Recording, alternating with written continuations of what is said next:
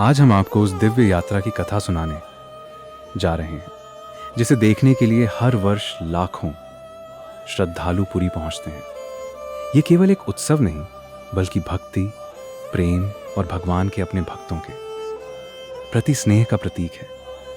लेकिन क्या आपने कभी सोचा है कि भगवान जगन्नाथ हर वर्ष अपने मंदिर से बाहर रथ पर बैठकर क्यों निकलते हैं? इस रहस्य को जानने के लिए हमें हजारों वर्ष पीछे चलना होगा।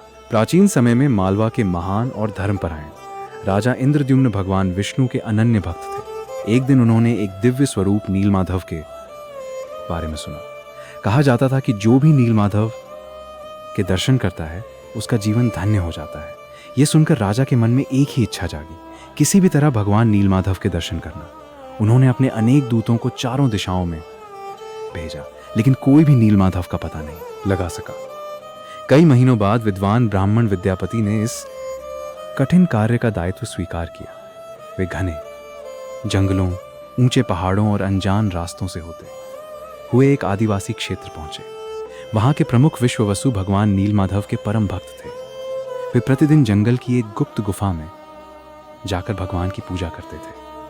उस स्थान का रहस्य किसी को भी नहीं बताया जाता था। बहुत आग्रह करने पर विश्ववसु विद्यापति को साथ ले जाने के लिए तैयार हुए, लेकिन उन्होंने उनकी आंखों पर पट्टी बांध दी ताकि रास्ते का पता न चल सके। विद्यापति बुद्धिमान थे।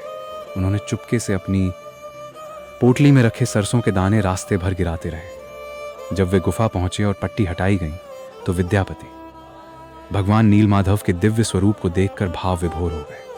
पूरा स्थान दिव्य प्रकाश और सुगंध से भरा हुआ था। वापस लौटकर उन्होंने राजा इंद्रद्युम्न को सब कुछ बताया। राजा बिना देर किए उस पवित्र स्थान की ओर निकल पड़े, लेकिन जब वे वहां पहुंचे तो भगवान नीलमाधव का दिव्य स्वरूप अदृश्य हो चुका था। राजा अत्यंत दुखी हो गए। उन्होंने वहीं बैठकर भगवान से प्रार्थना की और कई दिनों तक उपवास किया। तभी आकाशवाणी हुई, हे इंद्रद्युम्न, निराश मत हो। समुद्र से दिव्य दारू पवित्र लकड़ी प्रकट होगी, उसी से मेरे नए स्वरूप का निर्माण होगा। मैं जगन्नाथ के रूप में समस्त संसार को दर्शन दूंगा। यहीं से भगवान जगन्नाथ की दिव्य लीला और आगे चलकर विश्वविख्यात रथ यात्रा की परंपरा का प्रारंभ माना जाता है। आगे के भाग में जानेंगे कि समुद्र से दिव्य लकड़ी कैसे मिली, भगवान की मूर्तियां कैसे बनी और रथ यात्रा की शुरुआत कैसे हुई। बोलिए जय जगन्नाथ। अगर वीडियो पसंद आया तो चैनल को सब्सक्राइब कर देना और लाइक का बटन दबाना ना भूलना। जय श्री कृष्णा।